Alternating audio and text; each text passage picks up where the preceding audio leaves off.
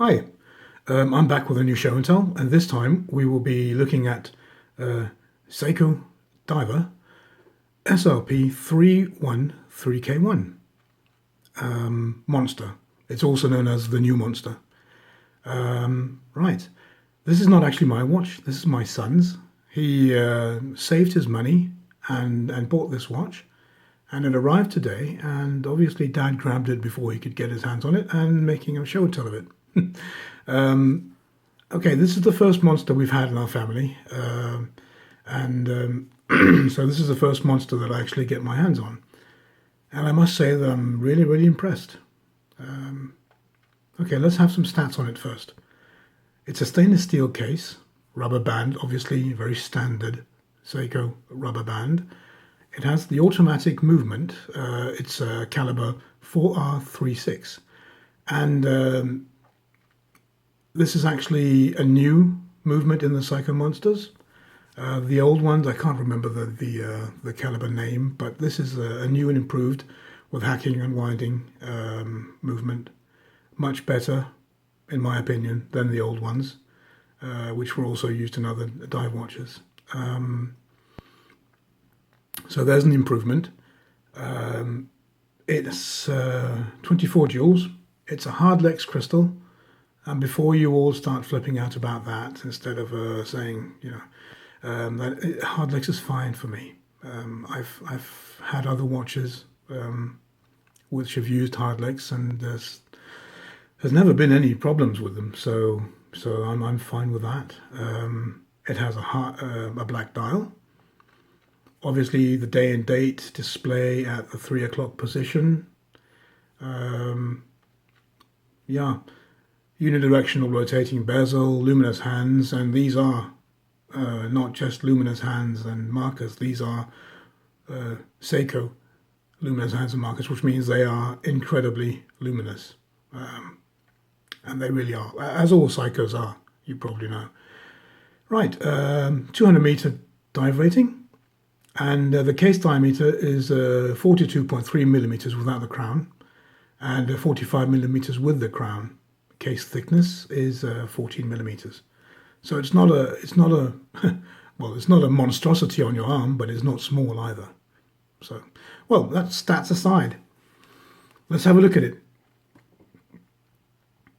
As you can see on this one, it has the markers are white with a red sort of what do you call it? Ah, damn it! I hate when my English fails. There's a sort of a red thing around it, and I find this rather cool. Now, without knowing anything about it, I'm pretty sure this is Seiko being humorous, because fans around the world gave this watch, or the earlier watch, the earlier monsters, gave them the title or nickname Monster, and I'm sure that Seiko just decided to be a bit funny and then make this model with teeth with blood on it. That's how I see it anyway. I see this as a gaping maw of a monster, and I find it really cool. And it gives a very somehow, for me, it sends a message out that Seiko does actually listen to the fans. And therefore, they make something like this, and it just it feels pretty cool to me. So this is, for me, the mouth of a monster. It's just perfect. It also gives the watch a very unique look to it. Now, the Seiko monsters have always been apart from other watches in design, and I like that. That's really cool.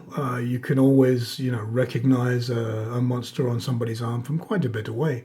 They don't look like other watches. They have a very distinctive design, and that's very cool. And now with this bloody toothed monstrosity here, even more so. So let's have a look at the back here. Obviously, it has the Seiko Tsunami, which is a part of their which is on the back of all their dive watches, and very cool also. Now, this watch didn't used to be part of the Prospex series, but with this new monster, it is. And I think myself personally, without being a watch nerd, as I keep telling people in my show and tells, I don't know everything about all watches. I'm just a consumer who says my opinion on the internet. But I think that the upgrade is actually in the 4R36 caliber. That is a pretty good movement for the money of this watch.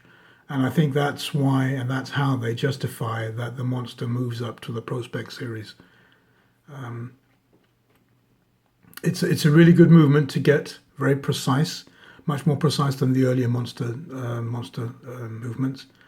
And again, it has the hacking movement, which you didn't have with the other ones. And I think that's fine. That's really that's all it needs to justify it moving up to the Prospex series. Obviously, it's still Seiko quality build, and again, as with all Seiko watches, really, the ones I've had in my collection anyway, you are getting a lot of watch for the money you're paying. Now, I live in Denmark, which means that we pay almost double for everything, but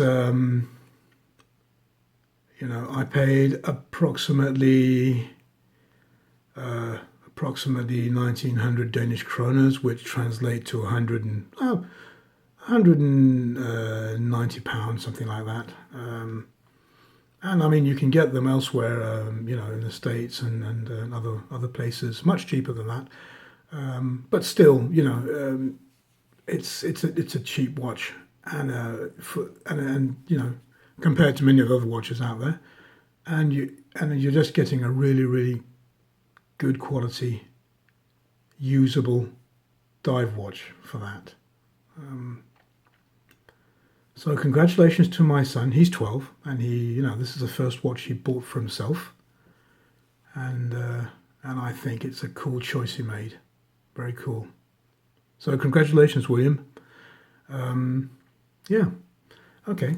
One other thing I like about this, I just saw it now, is that it has drilled through lug holes, which I find, it's easier when you want to change the straps on them. You just push in there, but out they come, instead of all the problems with many people scratch the lugs when they do that because they haven't quite got control of what they're doing. So that's, much easier, and also sends a signal out that this is actually a sort of a tool watch.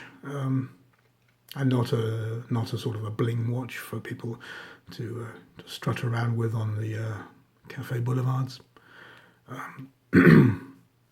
Yeah, I also kind of like the sort of the half shroud it has here. It's it looks cool. Not exactly a totally shrouded diver, but it has a sort of a little protection here and there, and that's good. Anyway, with those words, I would like to say thanks very much for watching, and I hope that you watch the next stuff I post as well. You can like and subscribe if you think it's worth it, and that's it, guys. Thanks very much for watching. Bye-bye.